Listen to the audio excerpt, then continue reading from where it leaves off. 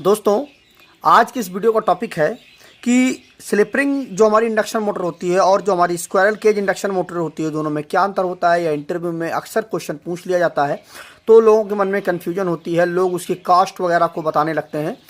पर पूरी वीडियो को यदि आप ध्यान से देखते हैं तो आप इसकी बेसिक चीज़ों को समझ जाएंगे और इंटरव्यू में क्या जवाब देना है जिससे आपका इंप्रेशन अच्छा हो जाए, आप अच्छी तरह से बता पाएंगे। तो आइए जान लेते हैं। देखिए, जो हमारी स्लिप रिंग जो हमारी इंडक्शन मोटर होती है और स्क्वायरल के जो हमारी इंडक्शन मोटर होती है, दोनों में काफ़ी बड़ा अंतर होता है। जो हमारी स्लिप रिंग इंडक्शन मोटर होती है, इसमें जो हम प्रतिरोध होता है वह हम अलग से जोड़ सकते हैं, पर स्क्वायरल केज इंडक्शन मोटर में हम नहीं जोड़ सकते हैं कोई भी प्रतिरोध अलग से। अब बात यह आती है कि हम स्लिप रिंग इंडक्शन मोटर में हम प्रतिरोध को जोड़ते क्यों हैं। बात यह आती है कि स्लिप रिंग जो हमारी इंडक्शन मोटर होती है उसमें जो हम प्रतिरोध जोड़ते हैं वो कहाँ पे जोड़ते हैं, तो इसका जो रोटर होता है उसमें हम जो रेजिस्टेंस होता है वो अलग से हम जोड़ते हैं। उसका यही कारण होता है क्योंकि जहां पर हमें जो स्टार्टिंग टार्क जो होता है, अगर हमें ज़्यादा ज़रूरत होती है वहां पर हम स्लिप रिंग इंडक्शन मोटर का उपयोग करते हैं। मतलब जहां पर स्टार्टिंग टार्क ज़्यादा हो, ज़्यादा पावर की ज़रूरत होती है स्टार्ट में, वहां पर हम इसका उपयोग करते हैं। जैसे कि हमारी क्रेन होती है, वहां पर हम इस मोटर का ज़्यादा उपयोग करते हैं जो हमारी स्लिप रिंग इंडक्शन मोटर होती है। इसमें क्या होता है, इसके रोटर में हम रेजिस्टेंस को जोड़ देते हैं जिससे इसका स्टार्टिंग टार्क जो हमारा वह बढ़ जाता है, और जितना ही ज़्यादा इसमें हम रेजिस्टेंस को जोड़ेंगे उतना ही उसका जो स्टार्टिंग टार्क है वह हमारा बढ़ जाएगा।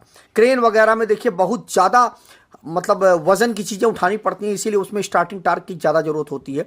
इसीलिए वहाँ पर हम जो स्लिप रिंग इंडक्शन मोटर होती है उसका उपयोग करते हैं। लेकिन जो हमारी स्क्वायरल केज इंडक्शन मोटर होती है इसमें ऐसी कोई व्यवस्था नहीं होती है, इसमें हम रजिस्टेंस अलग से नहीं जोड़ सकते हैं। जितना रजिस्टेंस उसमें डिज़ाइन किया गया है उतना ही रजिस्टेंस उसमें रहेगा, अलग से हम उसके रजिस्टेंस को नहीं जोड़ सकते। क्यों? क्योंकि जो इसका रोटर होता है वह पूरी तरह से शॉर्ट सर्किट होता है। ठीक है, इसमें क्या होता है, इसके रोटर में हम रेजिस्टेंस जोड़ करके इसके स्टार्टिंग टार्क को बढ़ा सकते हैं स्लिप रिंग इंडक्शन मोटर में। लेकिन जो हमारा स्क्वायरल के जो मोटर होता है इसका जो रोटर होता है यह पूरी तरह से शॉर्ट सर्किट होता है। शॉर्ट सर्किट मतलब इसमें हम किसी प्रकार से कोई भी रेजिस्टेंस को जोड़ नहीं सकते। इसीलिए इसमें जितना भी हमें स्टार्टिंग टार्क की मतलब डिजाइन किया गया है इस मोटर को, उतना ही हमें स्टार्टिंग टार्क मिलेगा। इसके स्टार्टिंग टार्क को हम बढ़ा नहीं सकते हैं, किसी प्रकार से इसमें कोई भी हम संशोधन नहीं कर सकते हैं। इसीलिए जो हमारी स्लिप रिंग इंडक्शन मोटर होती है इसके जो हमारा स्लिप रिंग होता है उसमें हम कार्बन ब्रश को लगाते हैं। ठीक, उसका जो रोटर होता है उसके ऊपर हम कार्बन ब्रश को रख देते हैं और उससे मोटर को हम मूव कराते हैं, मोटर को रन कराते हैं। कार्बन ब्रश उसमें यूज़ करते हैं हम। और जो हमारी इस जो स्क्वायरल केज मोटर होती है इसमें किसी प्रकार का कोई कार्बन ब्रश वगैरह लगाने की इसमें ज़रूरत नहीं होती है। यह सिंपली हम इसमें सप्लाई देते हैं और यह चलने लगती है। इसीलिए जो हमारी स्लिप रिंग इंडक्शन मोटर होती है इसका जो मेंटेनेंस कास्ट होती है वह बहुत ज़्यादा होती है। लेकिन जो हमारी स्क्वायरल केज इंडक्शन मोटर होती है इसमें जो इसकी रनिंग कास्ट होती है बहुत ही कम होती है। मतलब एक बार आपने लगा दिया फिर इसको बार बार आपको देखने की ज़रूरत नहीं है। लेकिन इसमें आपको मेंटेनेंस की ज़्यादा ज़रूरत होती है।